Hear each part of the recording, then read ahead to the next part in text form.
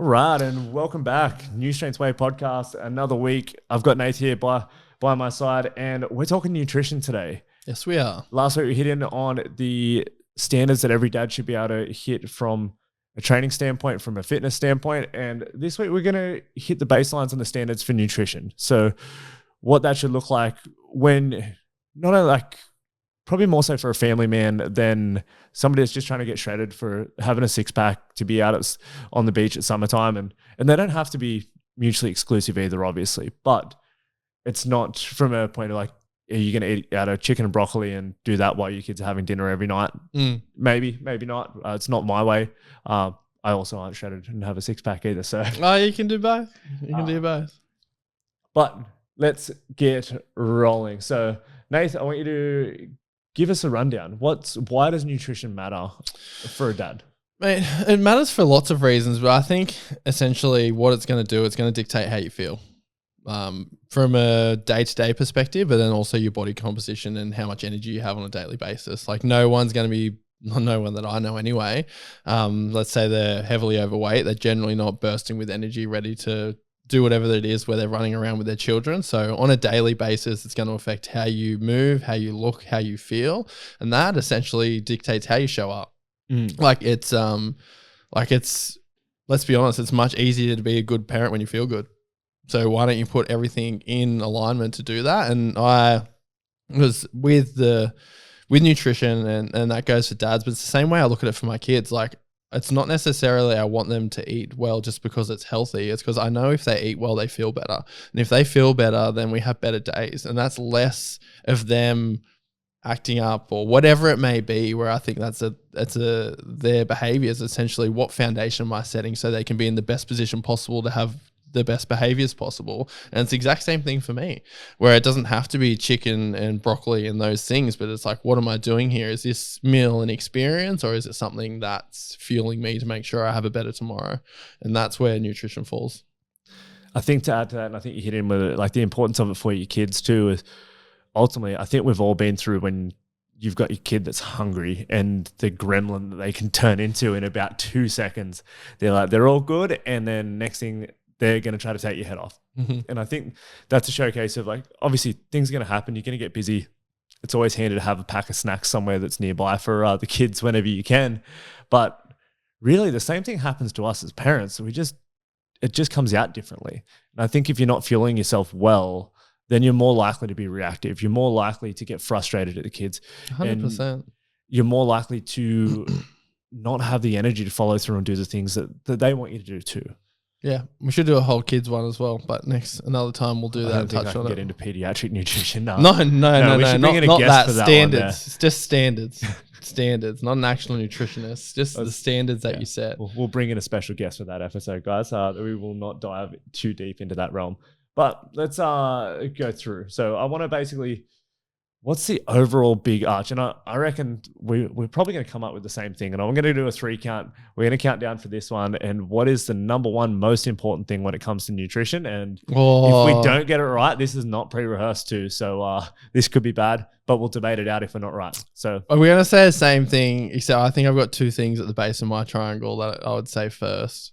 Well, we're gonna come out with it. So you good? You got your answer? I do have my answer, but I don't think it's going to be your one.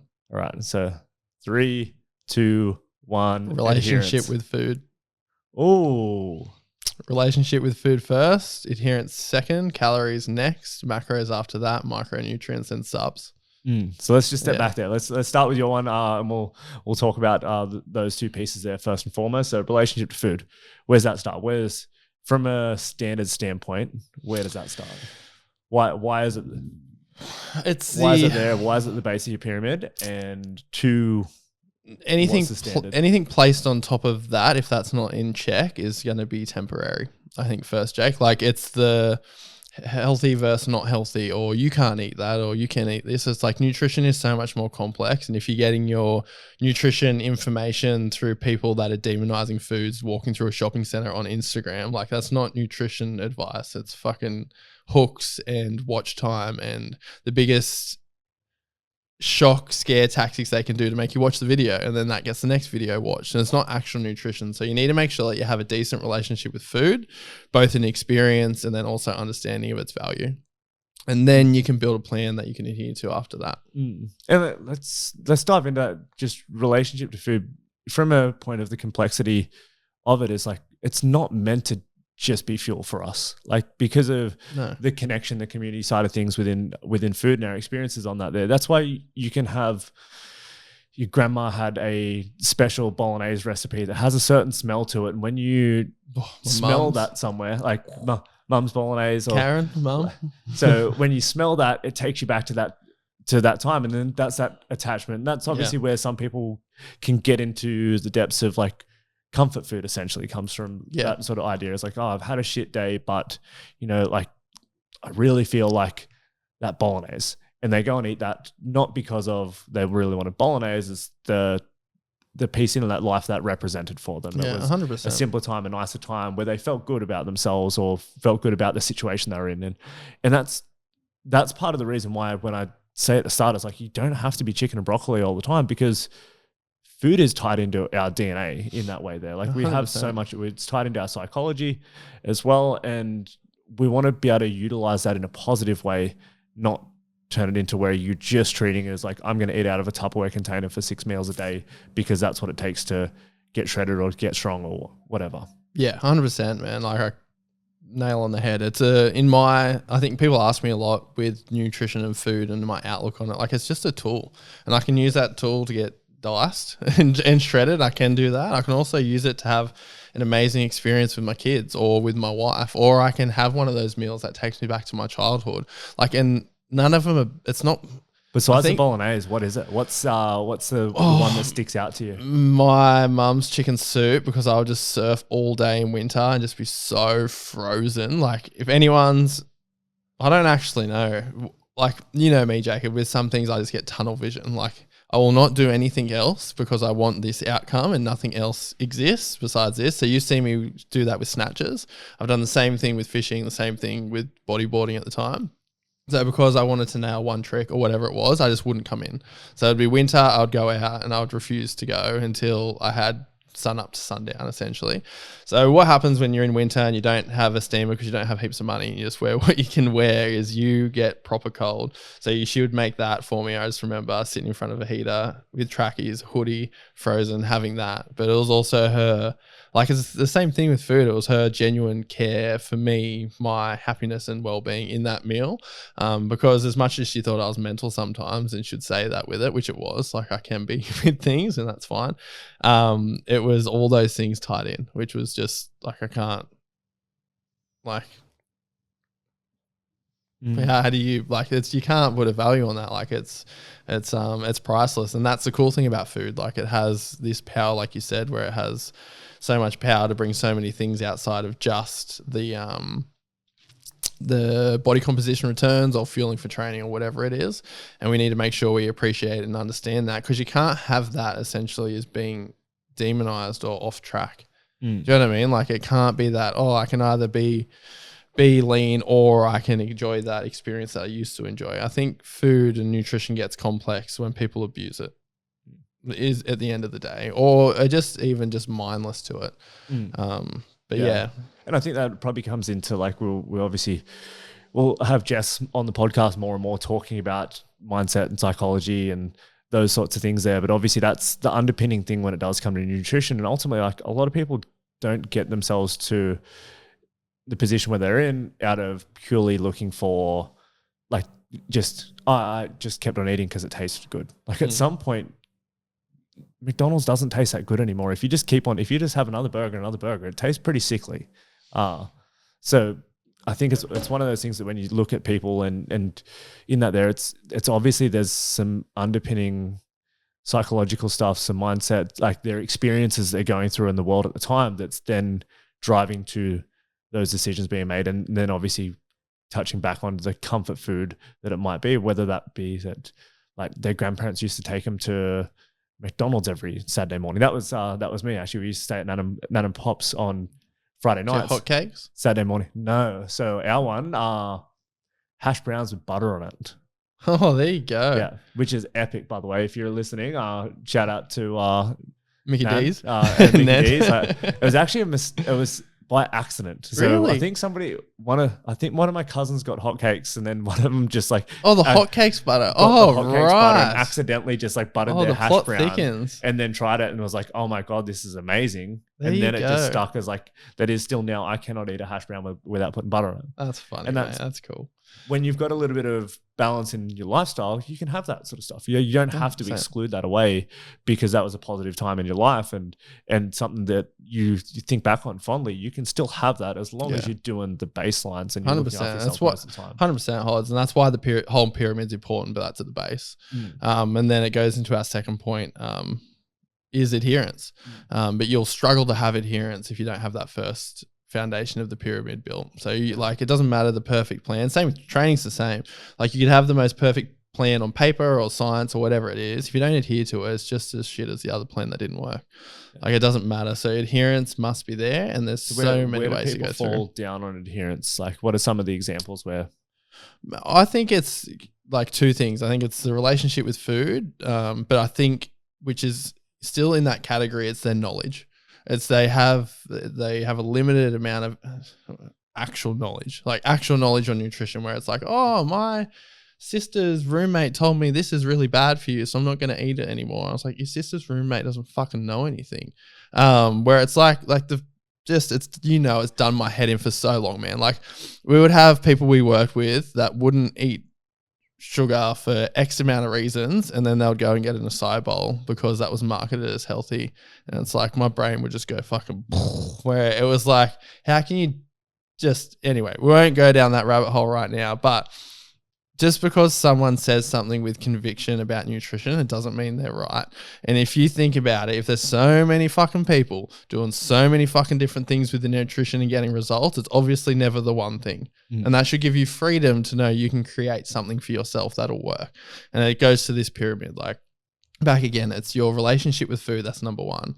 And then your adherence is going to be really knowledge and relationship with food. Like if you have the knowledge to understand what you can make work for you and make these next 3 tiers work in the pyramid, so your calories, your macros, and making sure you're getting efficient micronutrients, I truly believe that's what's given me the freedom to have it all with my nutrition. Like with Elevate, 6 weeks, 6 kilos down, and I've still gone out for ice cream with the kids.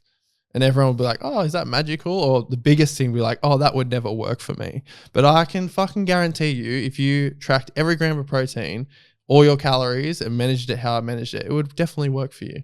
Like, but you just need to find your way to do that, so the numbers make sense. So it's not about, for everyone, it's not about tracking calories or tracking macros. It's about managing them on top of a good relationship with food. And that's how you adhere to it long term. I think ultimately that's a good thing to like add to that, is like tracking isn't the only way. It's one way, and it's probably arguably the most effective, but also I know some people that it just drives insane. Yeah, exactly. They still need to understand. So they need to have a fundamental understanding of how many calories, or what are higher calorie options, what are lower calorie options, and then how can they work with that. And obviously some people go with their way of being able to manage that is they just go, well, I manage calories by I just don't eat carbs. And I don't necessarily believe that's the best route for them, but it's a route of them being able to minimize the calories. 100%, and obviously man. this is leading their way in. 100%. But that allows them to have the adherence because they just went, cool, I can eat as much of this other stuff that I want. And as long as they sort of don't start to figure out how to loophole the system, then they generally do all right still. And it's ultimately figuring out. I still have pet peeves with that part, but for another day. The only problem I have with that is when people don't understand it properly. Like, that's fine. There's nothing wrong with that. The only time that becomes problematic is when people think that cutting out carbs is what done the job. And then they tell Joe next door and she thinks that she has to cut out carbohydrates, but then that doesn't work for her. And she thinks she can't look, move and feel how she wants to show up to her life how she wants to, because she can't cut out carbs. Where that's where those things, where I feel like it has the potential to demonize things, because it's like this false projection of success where it's like, okay, Bob cut out carbs, he lost 50 kilos, therefore carbs are bad. Then that narrative gets more like quote unquote evidence to suggest that it's true. And then that's where nutrition just gets so noisy. Like, for the listeners, like if you hit your protein and your calories, you don't eat like absolute shit, you'll achieve whatever body composition result that you want. And it's just like you said before, Jake, we don't have to track them to manage them, but we do have to find something to manage them. And I think that's where you come through back to the adherence, where there's so many ways to manage your nutrition and your caloric intake and your macronutrient ratios. And it could be meal plans, it could be flexible dieting, it could be just tracking. But you just got to find some of that strategies too. It's not so much like it's the things that can help you stick to it. So whether that's, you might find that if you prep on Sunday and you take 2 hours on Sunday to prep all your meals through the week, then you generally have better success. Or for some other people, it's like, I just cook more the dinner before, so I don't end up having nothing there. Or it might even just be coming down to like, okay, cool, I know that I always have a crash in the afternoon around 3 o'clock, so I'm going to have planned out that I've got a protein shake ready to go and a piece of fruit, and that's going to help me get through. Because if I don't do that, then I'm going to go and stop in and grab McDonald's on the way home, or stop at the servo and grab the donuts instead of getting myself a Paul's Protein, by the way, the best, I'm going to say. I'm on board with Paul's train. Also, I'm not disagreeing. Yeah. It's just I love how much the market demand's gone up, so then the product quality's gone up, because if it's no good, it's off the shelf. Same with energy drinks. Side note, the competitive market is working for the consumer. That is me. I'm gonna say Paul's. I like it at the moment. One, it's probably just the one that I'm having, so I'm used to it. But two, they're also like $1 cheaper than Rockabee's, which does help. Yeah, when I have 30 grams of protein, it's like $3. That's all right, let's bring this one roll our way home through, so I can our next piece is jump in with Bev. Calories is the next piece. So ultimately that's the biggest one. If you want to change your weight, if you want to stabilize your weight, it ultimately comes into how many calories you eat. And there's no real way around that at all. Like obviously how many calories your body burns on a day does have some variation, but you really can't. They say you can't out-train a bad diet. Like obviously there's some variation in it there. Like in terms of if you're exercising a lot, you're going to burn through more calories. But the biggest leverage point is just managing your calories.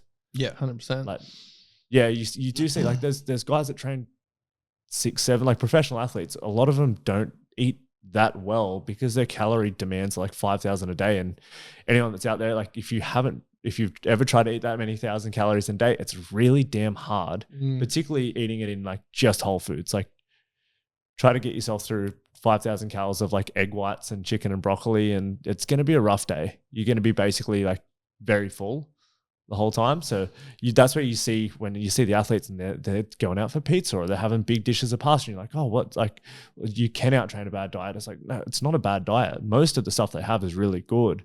It's just they need the calories in there, so the carbohydrates come up. And when you're up that much, you kind of have to bring out your fats too sometimes to be able to get it in without having yourself feeling so bloated from eating a kilo of carbs a day. Yeah, 100%.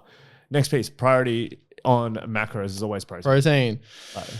The other two will dictate a few things, but not much. Research-wise, like essentially when protein's equated, fat loss is the same. When protein you're in a deficit, and calories. Protein and calories equated, the fat loss is the same. So if you just leverage it on that there, where should somebody have maybe more carbs? Like besides preferences, where does it have a little bit of leeway? Like training.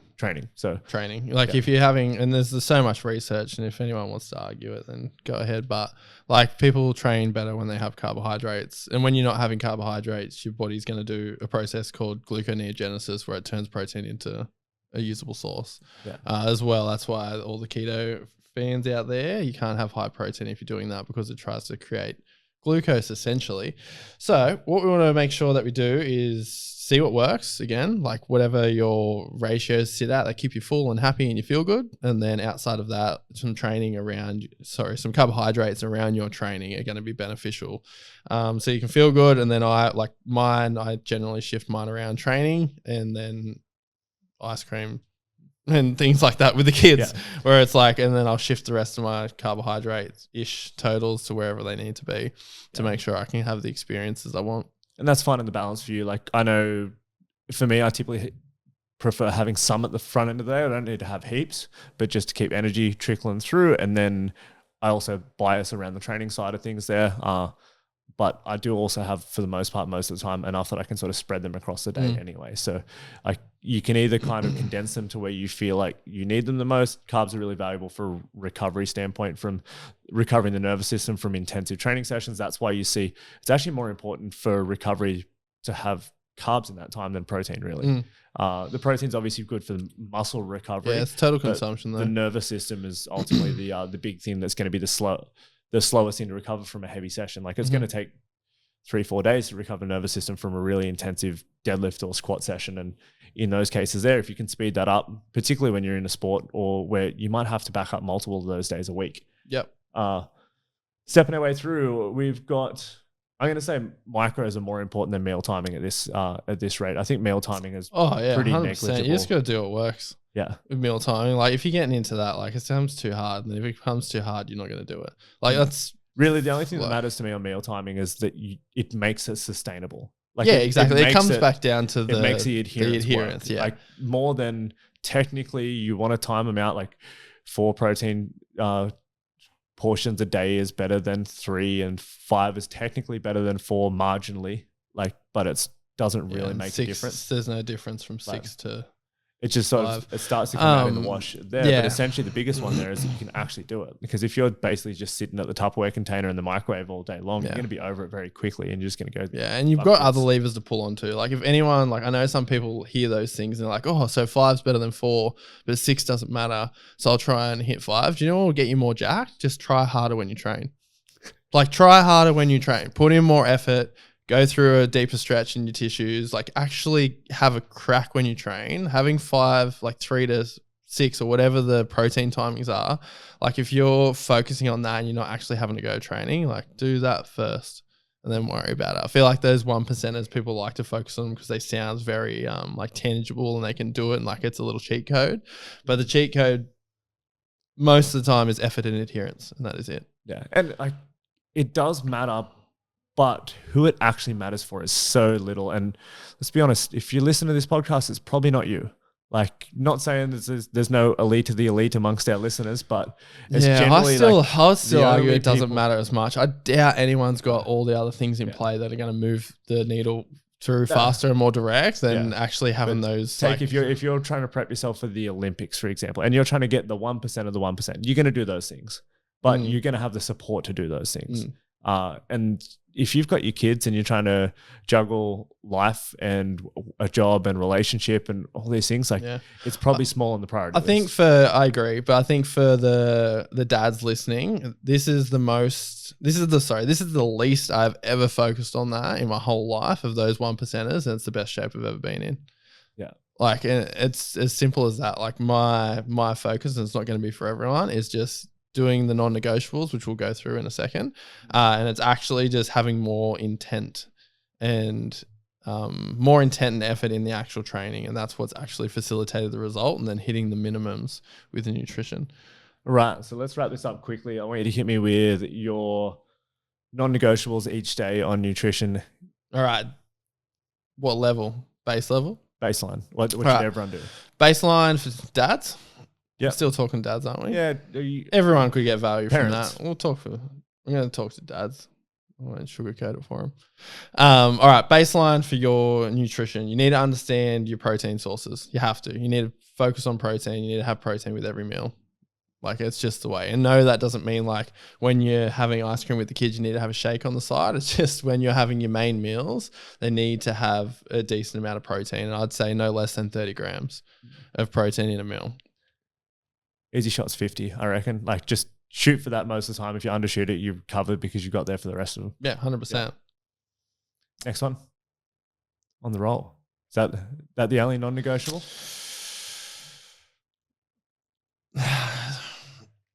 Most things will fall into place if you can do that. Yeah. If you can hit that, like your satiety, your energy levels, and you'll make better decisions. I'd say number 2, just don't forget your micronutrients. Yeah, like you can hit your protein, you can feel like absolute shit because you've got it all through shakes and protein bars and you haven't had a fruit and vegetable. But you need to also, this is for the parents, dads, mums, whatever, you need to also realize what you're modeling. And obviously our actions will always be much more than what we tell our kids to do. So if you're just trying to get your 150 grams of protein and there's no actually any whole foods and you're just having snacks and there's wrappers anymore, like your kid's not going to know the difference between the chocolate bar and you going to somewhere else and having a protein bar. Yeah. Like it's not going to understand that. And like, again, there's nothing wrong with either of them. It's just, what are you actually doing on that basis? Like eating fruits and vegetables and just instilling good habits and embodying that. I think that's really important. All right, I've got 2 more to wrap these up. 1, drink your damn water. Like, it shouldn't seem that hard, but drink your damn water. Yeah. And my last one, drink good fucking coffee. Don't drink shit coffee. Like, come on now, guys. Like, if you're getting a little instant out and that's your coffee fix of the morning, you're not really a coffee person if that's what you're drinking. So essentially what you're saying, if you're a dad, you need to drink good coffee, 50 grams of protein per meal-ish, give or take, but you're covered. Don't eat like a baby. Eat fruits and vegetables. Yeah. Show good habits for your kids and family. And drink, what's it called again? Water. Not beer, water. And drink water. All right, that is. Let's wrap that up. That is a good takeaway, Jacob. And I can guarantee you'll feel better if you do those things. And if you feel better, you'll be a better parent. And then all these standards we're talking about will be much easier to hit. If you listen in and you want to know more or you want a little bit more advice on nutrition stuff, shoot us through in Instagram at Newstrength HQ. Comment the word nutrition into our DMs and we will send you through our nutrition guide or Nath's ultimate fat loss guide he put together last year. He runs this normally 2 to 3 times a year as an intensive program in the gym. And on average, most people lose 8 to 10 kilos over that. Is it how many weeks? 10 weeks. Yeah. And keep it off. Yeah. And keep it off ongoing. So, and the thing is with that, it's knowledge. It's accountability is a big one. It's knowledge. It's like, I thought this. And it's like, no, that is wrong. It's like you actually have all this freedom to do all of these things within these guidelines. I think that's the real success of it, where they're like, oh, I can eat that or I can do that. Just on that as well. Like it isn't a meal plan. Yeah. So Nath will send you through that guide if you shoot that through into the DMs and then you can have that. I believe our next intake is going to be coming up in the next couple of months too. So any dads or mums that are out there and feel like they need that little bit of a kickstart, keep your eyes out and we'll be taking 10. You take 10 normally? 10, yeah. 10 people. 10. Sometimes I take more because I feel bad. 10. I say it's 10 and I cut them off and then someone's like, can we please jump in? I said, yeah, right. Yeah. You got to be quick. So yeah, you do. Only 10 people in this next batch. It'll be coming up soon. We'll announce it soon. Make sure you're watching on the socials. But we'll see you guys next week. Thank you. Thanks, Odds.